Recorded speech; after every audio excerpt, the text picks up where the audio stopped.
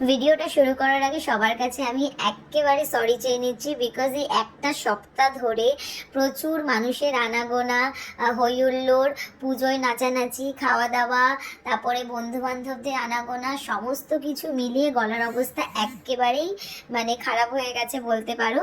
তো চলো এই ভাঙা গলা নিয়েই আজকের ভিডিওটা শুরু করা যাক। সকাল সকাল আমি রেডি হয়ে স্নান টান করে প্রত্যেক পুজোর মতো এবারও স্নান টান করে শাড়িটা পরে নিয়েছিলাম।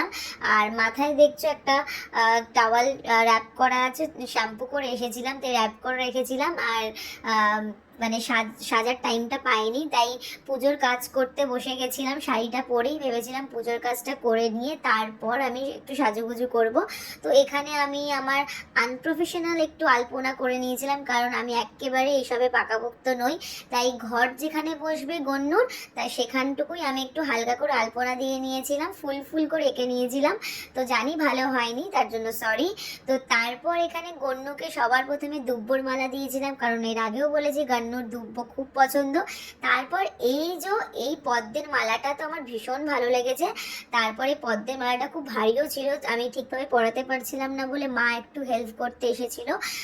তো মা এখানে আবার হাই করছে, কারণ মা আবার এসব খুব ভালোবাসে, ভিডিও ব্যাপার স্যাপারগুলো একটু মা পছন্দ করে।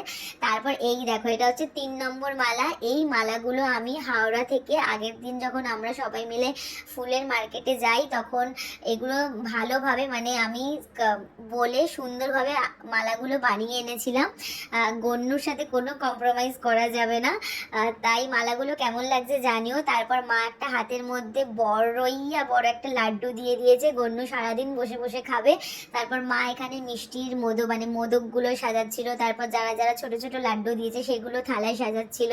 তারপর চালকলাও দিয়েছিল। তারপর এখানে আমি ঘরটা রেডি করছি। ঘটের মধ্যে আমি স্বস্তিক চিহ্ন এঁকে নিয়েছিলাম। তারপর আমপল্লব দিয়ে ডাব দিয়ে সুন্দর করে আমি গন্নুর কাছে ঘরটা রেখেছিলাম। তার আগে একটু ফুল দিয়েও সাজিয়ে নিয়েছিলাম। বাকি ঘটের কাজটা ঠাকুরমশাই এসে করেছিলেন। তারপর জায়গাটা একটু পরিষ্কার করে নিয়েছিলাম, যাতে পরিষ্কার করে ঘরটা বসাতে পারি। আর ওই যে আমার পাশে একজন বসে আছে, উনি তো আমার সবসময় প্রশংসায় পঞ্চমুখ। তো এখানে দেখো, ভালোবাসা ধরে রাখতে পারছেন আর কি। তো যাই হোক, এখানে আমি মাটির মধ্যে সুন্দর করে ধান দুব্ব দিয়ে আমি ঘর বসিয়ে নিয়েছিলাম। ঘরটা কত সুন্দর সাজিয়েছি বা কতটা সাজিয়েছি ভালোভাবে, তো সেটা কিন্তু তোমরা জানিও, ঠিক আছে। তারপর এখানে ঘটের পাশে একটু গাঁদার মালা দিয়ে দিয়েছিলাম সুন্দর করে। তো তারপর এখানে জুঁয়ের মালাও ছিল, ঘটে একটু সুন্দর করে পরিয়ে নিয়েছিলাম। জবা ফুল দিয়েছিলাম, কারণ গন্নুর কিন্তু জবা ফুলও খুব প্রিয়। তারপর এখানে যা যা লাগে গন্নুর জন্য, পান, মুরকি, মোয়া, তারপরে 5 রকমের ফল, মোদক, লাড্ডু সমস্ত কিছু সাজিয়ে গন্নুর সামনে রেডি করে দিয়েছিলাম। আর আমার গন্নুকে কিন্তু জাস্ট অসাধারণ লাগছিল, এত সুন্দর আমার গন্নুকে লাগছিল, বলে বোঝানো যাবে না। মালাগুলো তো খুব খুব সুন্দর লাগছিল, আর মানিয়েও ছিল আমার এই গন্নুকে। তো তারপরেই দেখো, হাতে একটা পদ্ম ফুলও দিয়ে দিয়েছিলাম। মালাগুলো মনে হচ্ছে সত্যি অসাধারণ লাগছে।